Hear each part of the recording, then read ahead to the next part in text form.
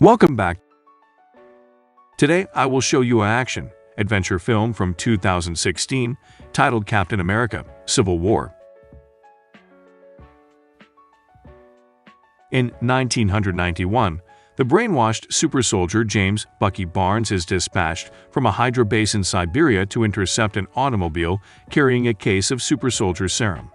In the present day, approximately 1 year after Ultron is defeated by the Avengers in the nation of Sokovia, Steve Rogers, Natasha Romanoff, Sam Wilson, and Wanda Maximoff stop Brock Rumlow from stealing a biological weapon from a lab in Lagos.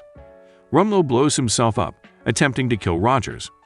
Maximoff telekinetically diverts the explosion, accidentally destroying a nearby building and killing several Wakandan humanitarian workers in the process.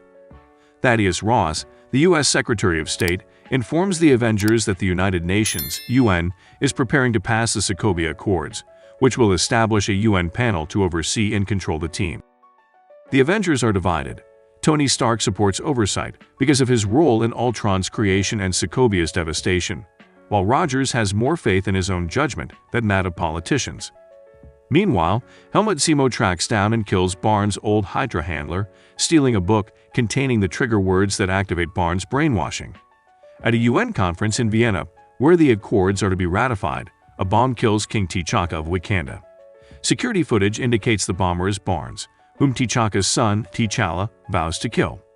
Informed by Sharon Carter of Barnes' whereabouts and the authorities' intentions to kill him, Rogers decides to try to bring in Barnes, his childhood friend and war comrade, himself.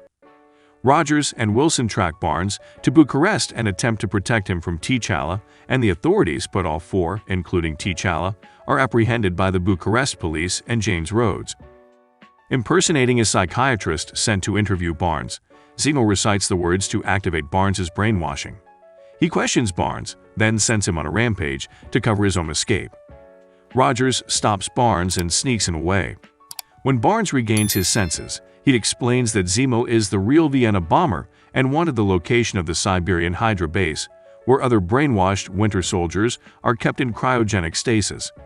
Unwilling to wait for authorization to apprehend Zemo, Rogers and Wilson go rogue and recruit Maximoff, Clint Barton, and Scott Lang to their cause.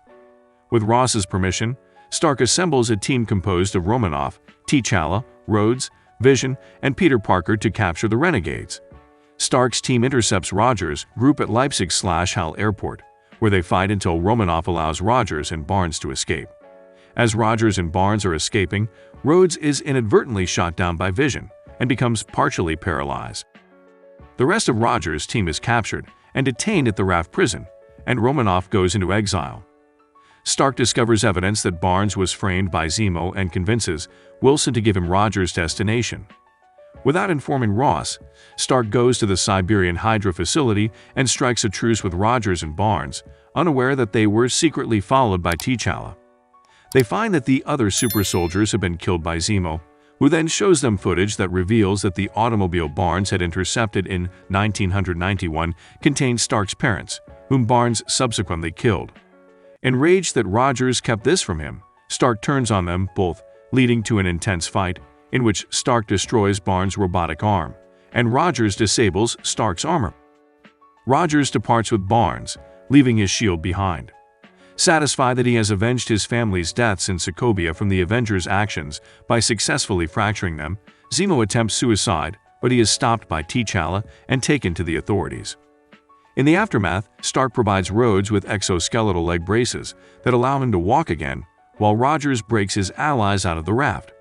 In a mid-credits scene, Barnes, granted asylum in Wakanda, chooses to return to cryogenic sleep until a cure for his brainwashing is found.